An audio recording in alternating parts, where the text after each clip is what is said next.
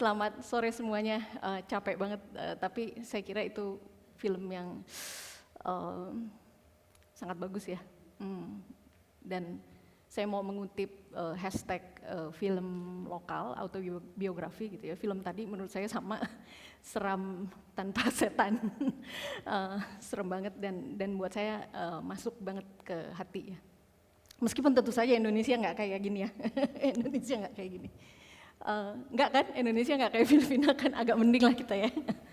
Oke, slide-nya bisa dinyalain.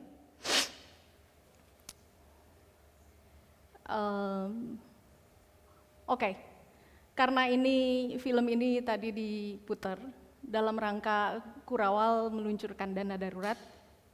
Tadi udah sempat dijelasin belum ya, Mas, dana daruratnya? Belum ya? Oke. Dari yang saya tangkap, basically itu Emergency Response Fund adalah dana darurat untuk orang-orang Indonesia yang membutuhkan dana darurat.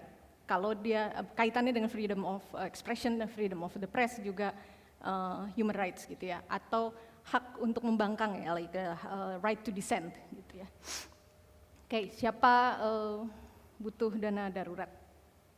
Siapa ya? Ini kata Jokowi baru tanggal 9 Februari kemarin, dia ngomong ini sesudah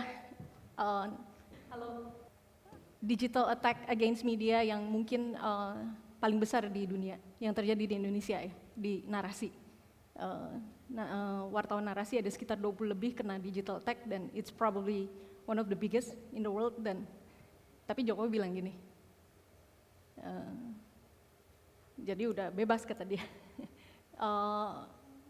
Dunia pers saat ini, kebebasan pers melainkan bukan lagi masalah lah gitu ya, tapi justru pers yang bertanggung jawab menurut dia persoalan sekarang. Jadi siapa yang butuh dana darurat? Bukan jurnalis kalau kata Jokowi. Oke, saya minta bantuan teman-teman, ada yang kenal Slido nggak ya? Slido.com, bisa bantu presentasi saya nggak ya? Bisa tolong buka ini di gawai masing-masing. Saya butuh bantuan teman-teman karena ketika Mas Darmawan dari Kurawal minta saya untuk ngomong soal kebebasan pers, saya mikir aduh ngomong apa lagi ya gitu ya, udah ngomong ini ke kiri ke kanan terus Jokowi ngomong kayak gitu ya. Jadi kayaknya saya butuh bantuan teman-teman gitu ya. Udah bisa masuk belum ya? Oke, sambil nunggu teman-teman masuk, juga masukin kodenya. Saya mau tanya dulu, di sini ada pengacara nggak? Ada Mbak Asvin ya satu, aman. Ada lagi nggak pengacara di sini? Oke, nggak, saya jaga-jaga aja. Kalau kena apa-apa, aman berarti. Bisa bantuin saya ya kalau saya kena apa-apa. Oke. Semoga udah pada bisa masuk ya. Oke, join the quiz. Aji melaporkan tahun kemarin ada 61 kasus kekerasan pada jurnalis. Ini cuma 61 nih hanya yang dilaporkan ya, pasti lebih banyak dari 61. Ada 97 korban, 14 organisasi media. Ini kuis aja lah, ya, teman-teman tebak aja. Menurut data Aji, aktor negara dengan kekerasan terbanyak. Udah pada masuk belum ya?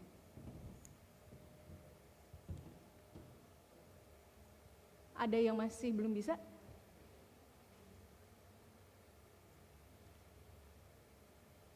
Udah bisa? Oke, saya klik ya. Jawaban yang benar mana nih? Ini ya, 94% benar. Selamat. Jawabannya memang benar, polisi. Oke. Wow, Doni, siapa ini? Oke, media yang kena serangan digital. Ada teman Tempo di situ, Mas Wahyu Diatmika masih ada nggak di situ? Kalau ada, halo Mas, serangan ke Tempo udah ini belum Mas? Udah terungkap belum siapa pelakunya? Mas beli komang di mana ya? Oh udah, nggak ada, oke. Ini tentu saja nggak ada lebih banyak dari ini ya. Ini yang saya ingat ini. Media yang pernah kena serangan digital. Tak ada satupun kasus yang terungkap siapa pelakunya.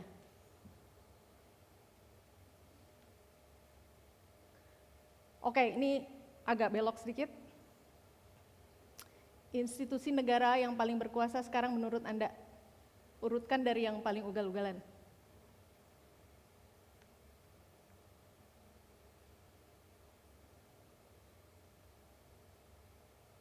Oke. 28, ya saya tunggu sampai 35 kali ya.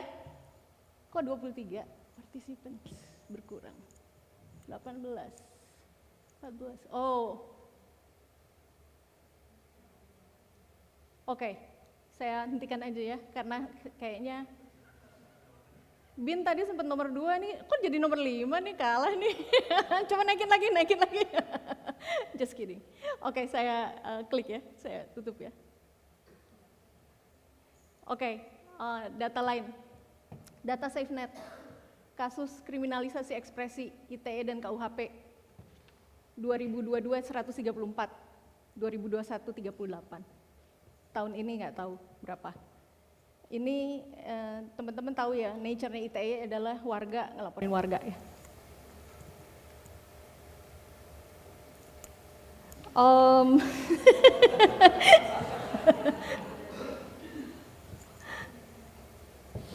Oke.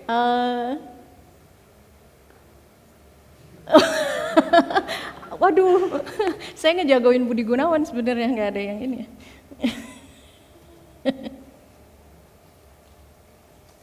Ya ini lucu-lucuan aja sih.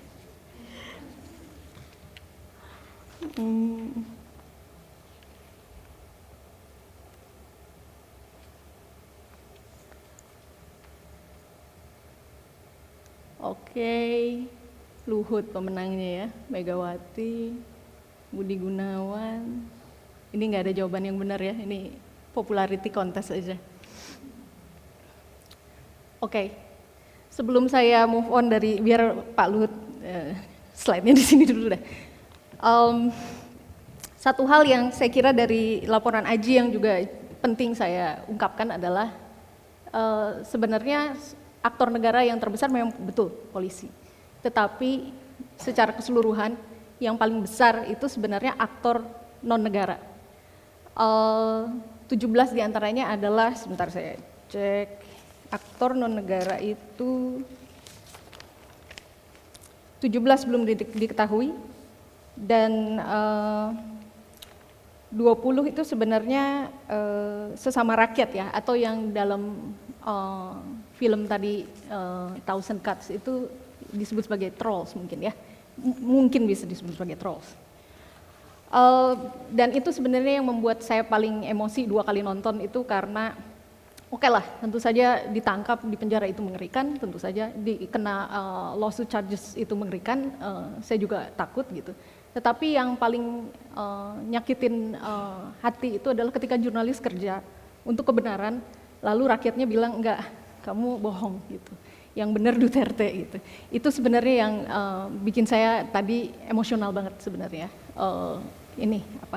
Dan saya kira juga serangan terhadap jurnalis trennya, selain kita ngomong aktor, oke, kita ngomong aktor negara yang tentu saja penting, tetapi juga yang harus kita perhatikan adalah aktor non negara yang sebenarnya kalau juga kita nonton film tadi adalah sebenarnya bukan bergerak, saya nggak akan bilang semua bayaran ya, tetapi bergerak mungkin tulus gitu ya, di hatinya mungkin dia tulus gitu, pergi ke kantor Rappler gitu ya, ngasih jari tengah dan segala macam dari hati yang mungkin lubuk hati yang paling dalam gitu kan.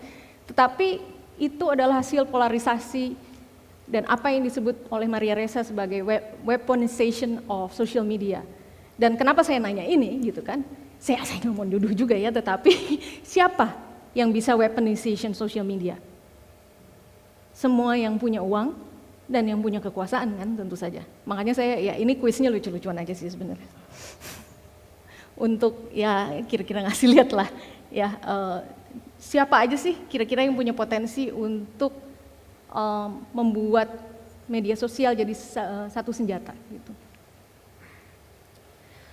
Oke, menurut Anda apakah ada intel mantau diskusi sini? Coba siapa yang merasa kayaknya ada nih, silahkan angkat tangan. Nggak ada, cuma saya aja. 2, oke, 3. Oke, optimis crowd-nya. Semoga aman, teman-teman. Oke, next. Siapa yang butuh dana darurat untuk melindungi dirinya dari ancaman penguasa? Saya minta teman-teman ketik, siapa aja bisa ketik beberapa kata, beberapa inilah yang kepikiran aja, siapa aja bisa ketik berapa kali. Oke, aktivis, human rights defender, oke. Nggak ada yang nulis jurnalis, tega, aduh. Iya tapi kata, oh ada. Oh oke. Nggak ada, kata Jokowi udah bebas, jadi jurnalis nggak ada. Oke, masyarakat adat, minoritas gender, nggak. Orang asli Papua, siapa lagi? Youth activist, ya, LGBTQI, oke, pembela HAM, filmmaker, yes. Orang miskin, ya. Transgender, pendamping korban. Saya, siapa yang bilang saya?